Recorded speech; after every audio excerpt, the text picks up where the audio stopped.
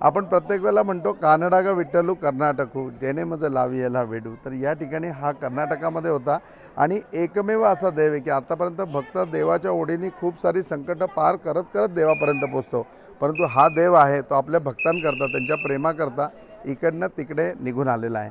तर त्या पांडुरंगाच्या गाभाऱ्यामध्ये आम्ही यावेळेला आलो। यावेळेला ज्यावेळेला दर्शन घेतलं त्याच्यावेळेला प्रामुख्याने त्या ठिकाणी गोष्ट लक्षात आली की आजही तो गाभारा रिकामा आहे।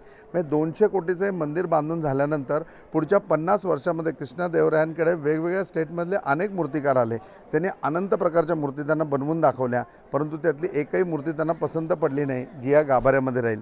शेवटी गाभारा पूर्णपणे रिकामाच राहिला।